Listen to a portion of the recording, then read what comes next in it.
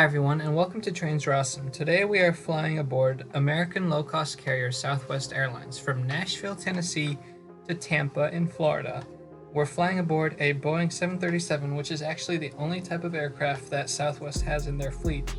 And this was my first time flying Southwest. I wanted to be positive, but there's just one major issue with this airline, and that's that instead of getting a seat reservation, your ticket gives you a placement number. So obviously the more expensive your ticket, the earlier your number is, and then it's a free-for-all on the plane. You just get to pick where you want to sit, which is kind of annoying during normal times anyways. I've never been on any other airline that's done this, but especially during COVID times, it was cramped, people were up in each other's face, some people weren't following guidelines, and overall it just made the entire experience more stressful. However, to relieve our stress a little bit, they played some dance music in the cabin.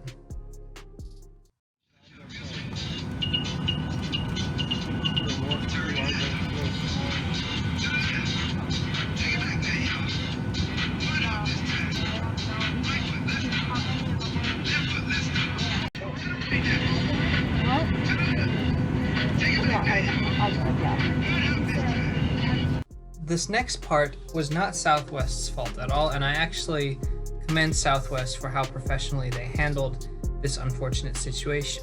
But a couple minutes after we started taxiing, a woman up in the front took her mask off and refused to put it back on. The protocol is to remove the passenger from the plane, so we drove back to the gate.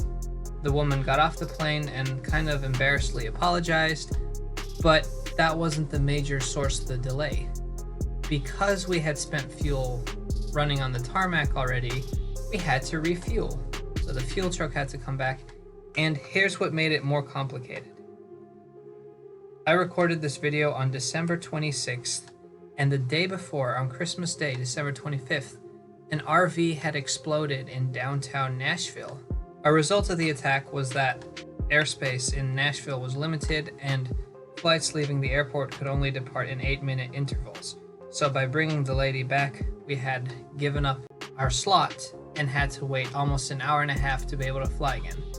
It seems so easy to cooperate, and it's really unfortunate that one person's actions had to delay an entire plane of people by an hour and a half. But soon we touched down at Tampa Airport.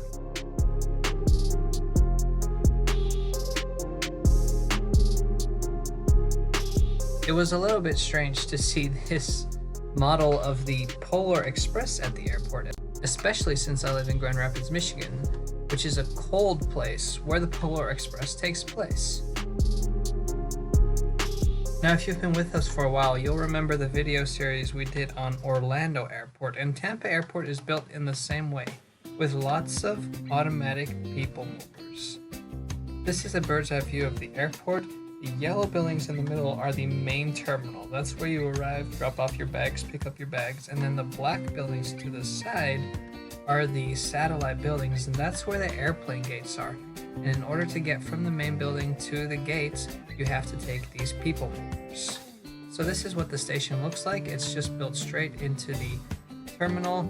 There are platform doors for the people movers, and there was this weird button thing which I don't think anybody uses, because as far as I know, they're completely automatic and run on a schedule. Did you know that Tampa is actually the world's first airport to use a people mover? Back in 1971, when the system was opened, this was a state-of-the-art idea that there would be a separate Landside terminal and people movers carrying passengers to the Airside terminals.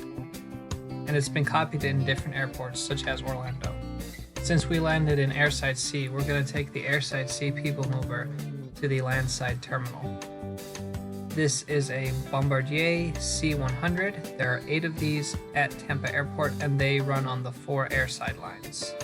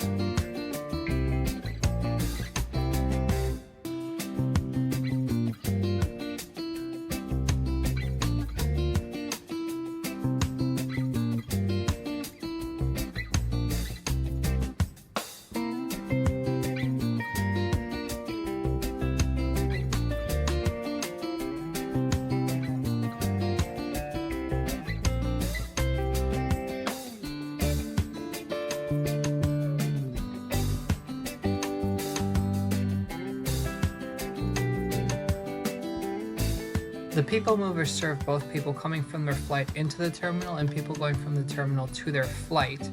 And if you're getting on the people mover, you will use the central island platform. If you're getting off, you will use the side platforms. And passengers going from the Landside terminal to the Airside terminal have to check in using their boarding pass.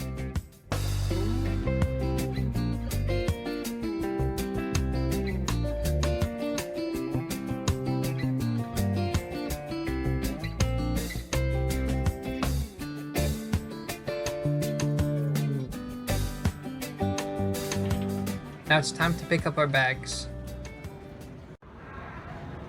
And when you pick up your bags and go to the rental cars, you get to ride another people mover. Yes, there is a fifth people mover at the airport. It's called the SkyConnect.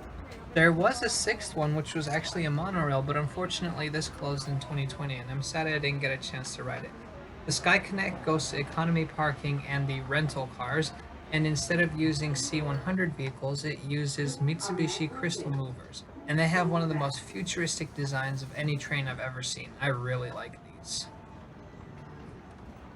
This platform is used for exited passengers only. Please use other platforms.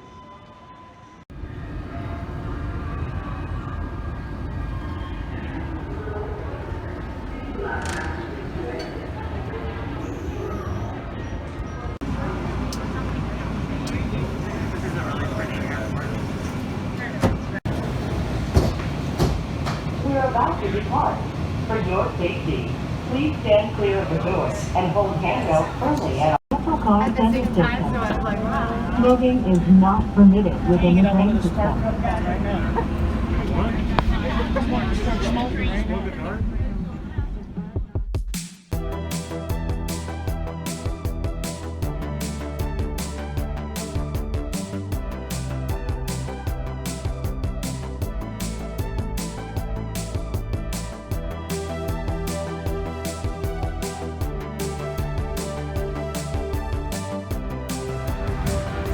Remember to hold handrails firmly at all times.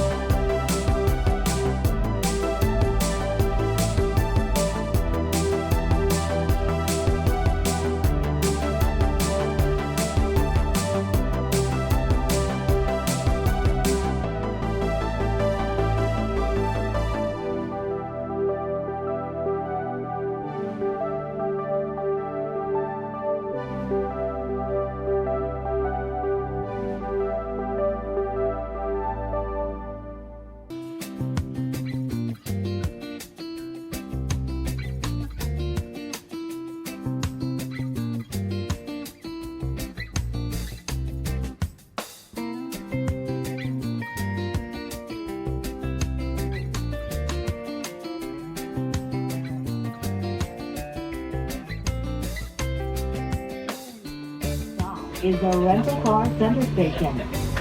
This will be the final stop. Smoking is not permitted within the train system.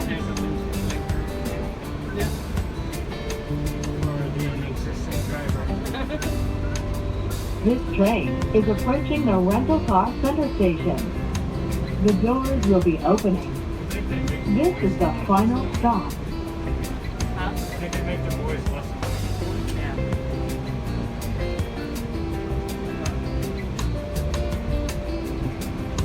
Sounds like a person calling on your extended care warranty.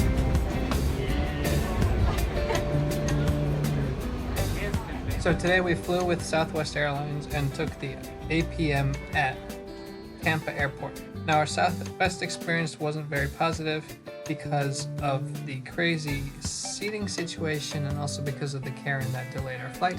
But I love people movers at Tampa Airport, and it's really cool to know that this was the first airport in the world that implemented this system. Now we had a wonderful week in Florida, and we rode some of the strangest public transportation I've ever been on.